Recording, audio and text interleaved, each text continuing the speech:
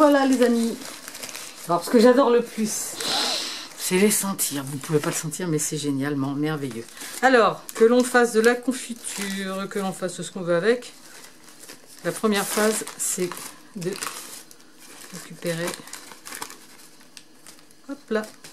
Et comme j'en avais pas assez, je suis allée en rechercher aujourd'hui. Donc, j'ai fait en 2 fois, d'un autre endroit. Voilà, voilà. Qu'est-ce que ça sent bon, c'est super. Alors, regardez, j'en ai pas mal, hein. J'ai pas pesé, mais franchement, c'est chouette. Hein. Donc, on enlève juste les petites queues qu'on aurait malheureusement, parce que je crois que la queue, elle est amère. Enfin bref, je sais qu'il faut les enlever. Voilà, une fois qu'on a bien enlevé tout ça, je tasse un peu. Et je recouvre d'eau. Alors ça, cette bouteille, elle est sympa. Je remercie Nadia qui me l'a donnée. Je m'en sers comme bouteille d'eau, puisque je vais chercher de l'eau, bien sûr, à la source. L'eau de source, c'est ce qu'il y a de meilleur. Elle vient directement de la montagne. C'est parfait pour ces fleurs. On va juste recouvrir.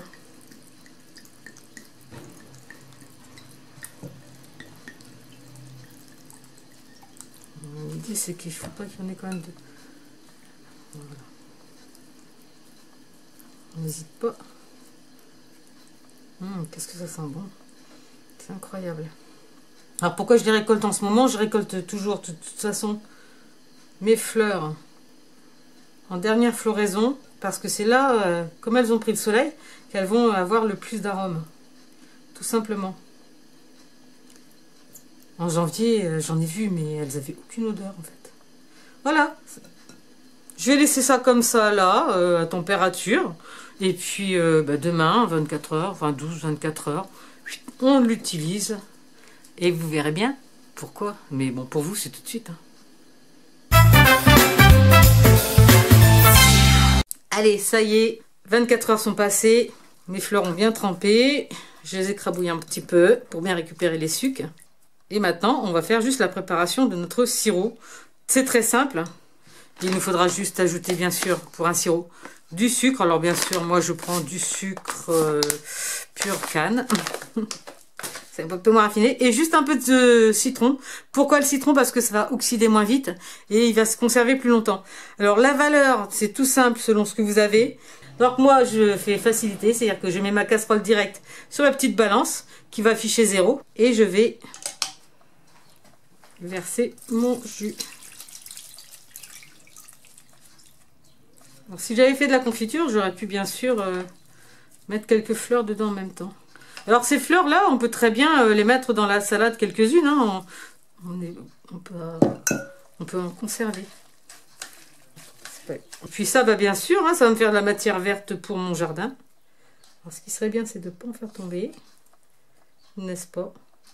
Faut que mon sucre il soit vraiment pur, donc je crois que je vais être obligée de le repasser. J'ai pas été très douée là sur le coup.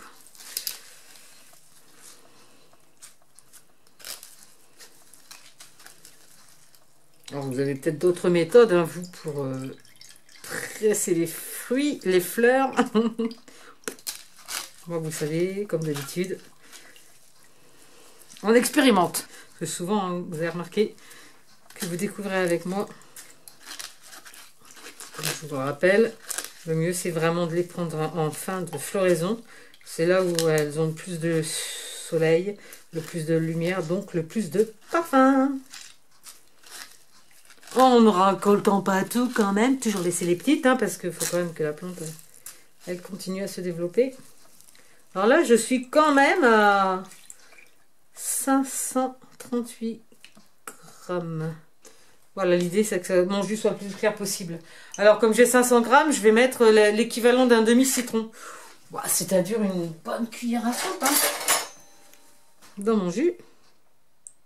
Hop là. C'est une bonne comme je vous dis, on est toujours généreux. Hein. Alors ensuite, je rappuie sur le 0. Alors logiquement, si j'ai 500 grammes de sirop, je divise en deux, je fais 250 grammes de...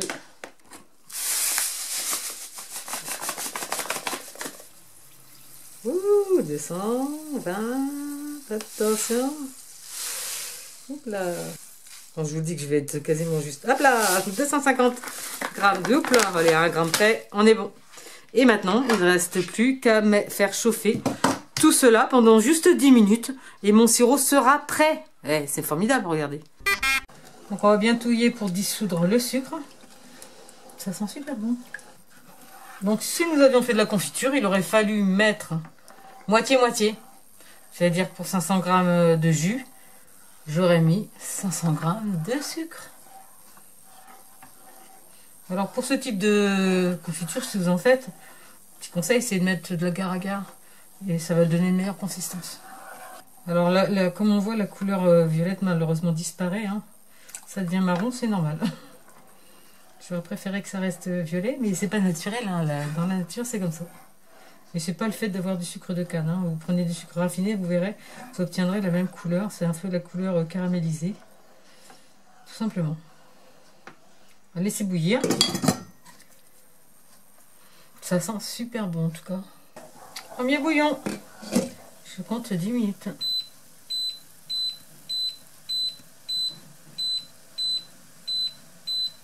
Voilà. Je vais le baisser bien sûr.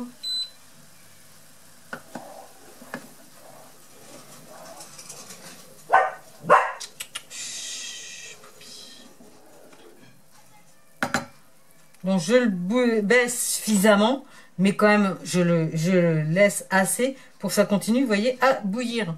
Et le mieux c'est de couvrir et de surveiller. Ça sent bon. Ça sent super bon. Alors je vais t'expliquer un truc. Quand je range mes bouteilles, je les ébouillante toujours. Mais comme celle-ci, ça fait un petit moment, je vais faire rebouillir un peu d'eau et je vais la rebouillanter. Alors, pour pas que ça casse, un petit peu de bouillon. Hop là. Voilà. Et on touille. Ah, ça y est, mon bouillon, il est prêt. C'est pas grave. Ça y est, ça y est, ça y est. Pour refroidir là, mon bouillon est prêt, donc les minutes sont passées. Voilà. Ça suffit. Je vais rebouillir juste 2 minutes. Hein. Sans brûler. Je verse ça dans l'évier, ça permet de déboucher sans aucun traitement.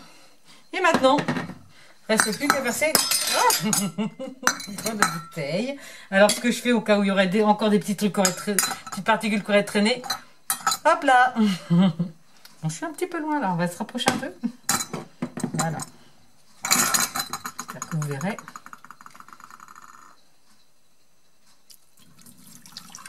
Alors, vous voyez, hein, il a une belle couleur dorée. Bien sûr, il n'est plus violet. En plus, l'avantage, c'est comme ça, on peut le verser direct. Vu que j'ai bouillanté la bouteille, je risque pas de l'éclater. Je pense qu'une bouteille d'un litre, ça sera largement.